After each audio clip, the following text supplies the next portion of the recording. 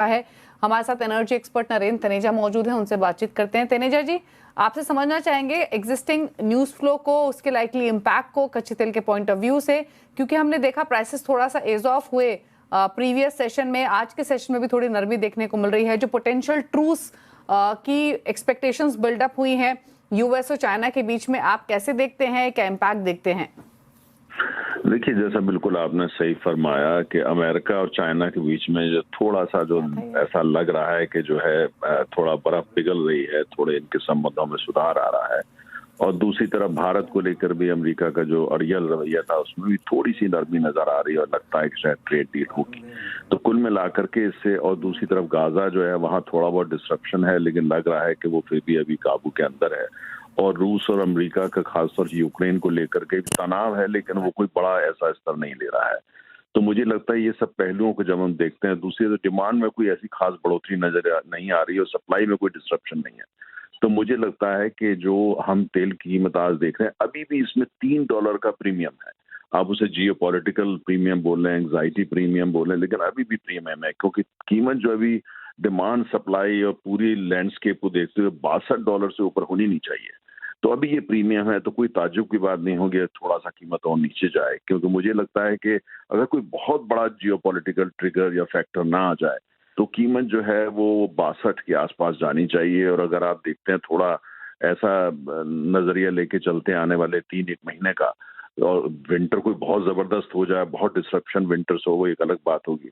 वरना जो है वो 62 से लेकर के 67-68, 62 से $68 पर बैरल ब्रेंट जो है इस रेंज में रहना चाहिए। ओके अच्छा तनेजा जी, फिर भाव को लेकर अब यहाँ से क्या एक्सपेक्टेशंस लेकर चलें? क्या लाइकली रेंज नियर टर्म में रह सकती है? क्योंकि यूएस चाइना के साथ साथ जो डिमांड सप्लाई की सिनेरियो है वो भी काफी इंपॉर्टेंट है, जिसका हमने अब तक इम्पैक्ट देखा है पिछले 2 सालों में स्पेशली।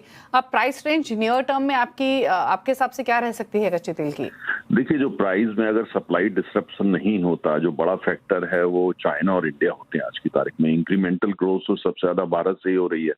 अच्छा, और जो चाइना भी बहुत ले रहा है, लेकिन वो उसको स्टोर कर रहा है, स्टोर करके रिफाइन करके प्रोडक्ट बना करके बेच रहा है। और खासतौर से अभी जब से भारत के ऊपर जो थोड़ा अमेरिका जो प्रतिबंध लगाने की कोशिश कर रहा है, और भारत हो सकता है कि कुल मिलाकर रिकैलिब्रेट करे और तेल का आयात रूस से थोड़ा कम हो जाए, खत्म तो नहीं होगा, थोड़ा कम हो जाए, पर वो तेल फिर चाइना जाएगा और चाइना उसको स्टोर भी करेगा और अंतर्राष्ट्रीय बाजार में बेचेगा भी, उसमें ट्रेडिंग भी करेगा। चाइनीज एंटिटी दुबई सिंगापुर से ट्रेडिंग भी करेंगे। तो कुल मिलाकर के तेल की तो कमी होने वाली है नहीं, हालांकि भारत हो सकता है रशिया से कम ले। तो ऐसे हालात के अंदर मुझे ऐसा लगता है कि जो कीमत है वो दबाव में ही रहने वाली है और जो एक्चुअल कीमत है उस तरफ वो जाएगा। हमको ये नहीं भूलना चाहिए कि जो कुल मिलाकर के अमरीकी सरकार, चूंकि अमरीकी सरकार वो इलेक्शन मोड में जा चुकी है, हमारे संसद के चुनाव आने वाले हैं, तो उनकी पूरी कोशिश है कि तेल को $60 से नीचे लेकर के जाया जाए। हालांकि उन्होंने रूसी एंटिटीज पे सैंक्शंस लगाई हैं, लेकिन उसके बावजूद वो चाहते हैं कि तेल $60 से नीचे जाए, क्योंकि उनके वोटर और उनकी अर्थव्यवस्था के लिए वो जरूरी है, खासतौर से इलेक्शन के माहौल में। तो मुझे लगता है ये सब फैक्टर को देखते हुए बहुत ज्यादा चिंता का विषय नहीं। और जो अगर आप जो है वो इस रेंज को लेकर चलते हैं और इसी में प्ले करते हैं, या हिसाब से जो अपनी प्लानिंग करते हैं 62 से लेकर $68, तो मुझे लगता है आने वाले 3-4 महीने में तो परेशानी नहीं होनी चाहिए।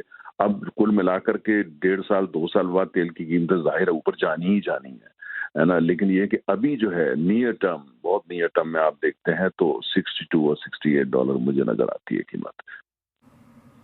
ओके अच्छा, एक फाइनल कमेंट और तनेजा जी, और वो है फेड रेट कट के स्टांस को लेकर। जो कट आया और उसके साथ साथ जो इंडिकेशन फेड की तरफ से मिला है कि शायद ये last cut off the year हो सकता है, क्या अंडरस्टैंडिंग आपकी है फेड के स्टांस को लेकर, अगर यहाँ से अगले साल तक का आउटलुक लेकर चले, कंसीडरिंग जिस तरीके के भी इकोनॉमिक हालात अमेरिका में देखने को मिल रहे हैं, और उसकी प्राइस सेंसिटिविटी कच्चे तेल पर आप क्या देखते हैं?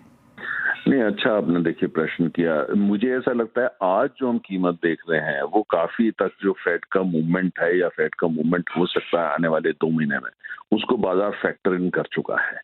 चूंकि अमेरिका दुनिया का सबसे बड़ा तेल उपभोक्ता है, अमेरिका सबसे बड़ा, बहुत बड़े, दूसरा सबसे बड़ा आयातक भी है, और कुल मिलाकर के तेल की जो कीमत दुनिया में होती है, जो ज्यादातर डॉलर में नापी जाती है, उस पर अमेरिका का दबदबा बहुत होता है, बाजार के स्तर पे भी और राजनीति के स्तर पे भी। क्योंकि तेल भूलना नहीं चाहिए, तेल 90% राजनीति होती है।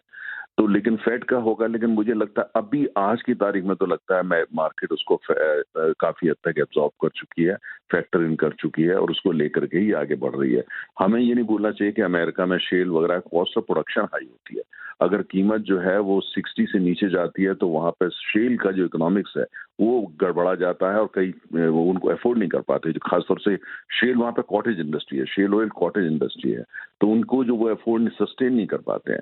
और जबकि रूस में कॉस्ट ऑफ प्रोडक्शन $5 से कम है, सऊदी अरब में $5 पर बैरल से कम है, कुछ और देशों में $5 बैरल से कम है, तो कम भी होती है तो उनका मार्जिन फिर भी कोई ज्यादा कम नहीं होता है। तो ये सब फैक्टर को जब हम देखते हैं तो मुझे नजर आता है फैक्टर है, लेकिन फिलहाल वो मार्केट जो है उसको एब्जॉर्ब कर चुकी है। ओके, चलिए शुक्रिया तनेजा जी इस कच्चे तेल पर और तमाम फंडामेंटल्स पर अपने व्यू शेयर करने के लिए। Thank you so much.